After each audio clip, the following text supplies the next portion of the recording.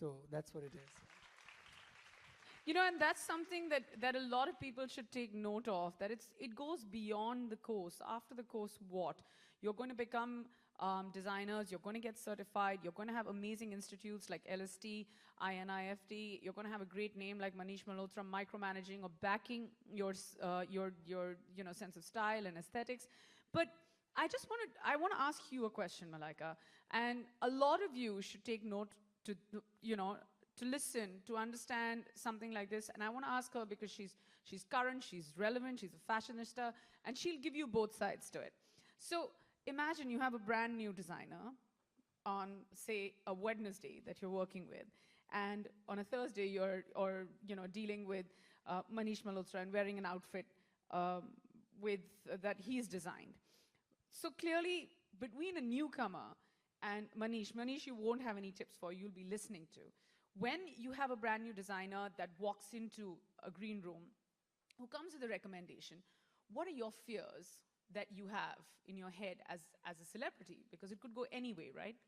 Firstly, I think it's never too old to learn. So whether you're a new designer, you're a veteran, you're a legend, whatever, you're never too old to learn. I absolutely agree. You always should be open to ideas, to criticism, to imbibing, because I think everybody comes with their own set of ideas, of rules, of stuff going on in your head. So you should be open to everybody. So that's a very important point. So whether it's a new designer or whether if I'm working with Manish, I think the idea is to be able to be on the same wavelength. I think that's what's most important. And I think I would entertain new or old with just the same enthusiasm, just the same openness. I would never ever feel that somebody's old or somebody's new. For me, actually, I have a rule in my office. Like I tell all my assistants, I'm not looking for yes men. Whatever I do is not necessarily great, good. It could be bad, it could be awful, it could be whatever. Speak to me. Tell me what's working. Tell me what's not working. And I've never, I think, approached an actress or a movie or a bride by saying that I've been in the business, I know what I'm saying. Maybe my nature helps me in that I'm so wanting to know what do you think about it, listening to even say, sometimes my manager comes up with some suggestions which I really like. And I look at my assistant and say, he's saying something more than you're saying because he's listening to what I'm saying. So a suggestion can come from anywhere, and if that makes sense to you, you should go ahead with it. So you're always a learner. Absolutely. And so the points that we take back after a small discussion or a question that I threw at Malaika is, one is that you're never too old to learn, which also means you're never too young to learn. And I would like to even address that. And the second thing is that you need to speak up, because you could be really, really talented, but if you walk into a room and any situation could intimidate you, if it's your first day or your second day at work, and even if I were to walk into a room and I'm a fan of somebody, you could get intimidated. But these are the little things that if you know the craft and you own the craft and if you studied it, you should definitely make sure that you go out there and you voice what you think is right, which may not necessarily be right, but there's no harm in it. I think the most important thing is watch and learn. I think that's the most basic thing in life, and I think we all tend to take that for granted because somewhere we all feel that, oh, we know it, we've been in the business long enough. Watch and learn. Trust me, it'll only enhance your thought process and as a person. That's what I'm hoping from this course, that I'm hoping that all these conversations and the experiences that I share with everybody, and they could think that, oh, this is what I was thinking, this is what I was confused about, and they kind of get that confidence with my conversations with, over the weeks, and that's exactly because each one of us has a bad day, has a absolutely blocked day in terms of inspiration or design.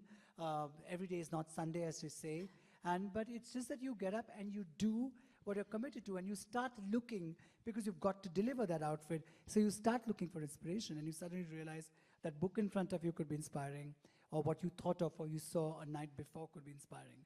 So pushing yourself consistently and constantly is what is most important.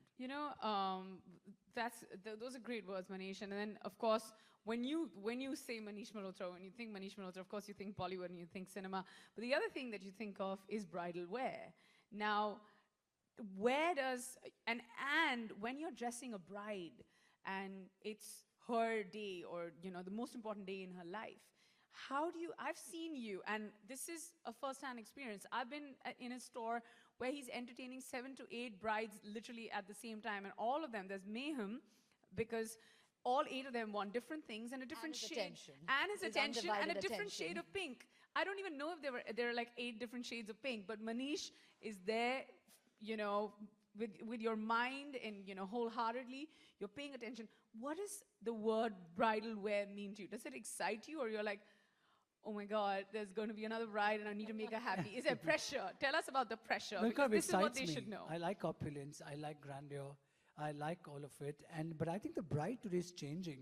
I mean, today's young girl knows exactly what she wants, which designer she wants to go for, which event.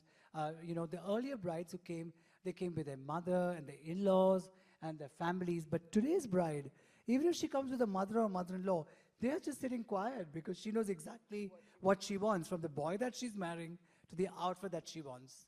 She knows it. And today's girls, I think, know so much. So here is to all you girls out there. Yeah, You all are that's how it should fantastic. be. And you'll just know it. And I think I think the bride's changed and she's more experimental, you know, and she wants to be traditional one day. And the other day she wants to wear something which is very, very modern and glamorous. And there's a lot of inspiration by you girls, actually. Seeing all you actors on red carpet and being the style divas that you all are. I think they're very inspired. So, you know, you have one day of like a gown and the other day of a Western glamorous dress, and then you suddenly have a traditional day. So today's bride is doing 5 to 6 different changes. And that's exactly what we're speaking about in our course as well.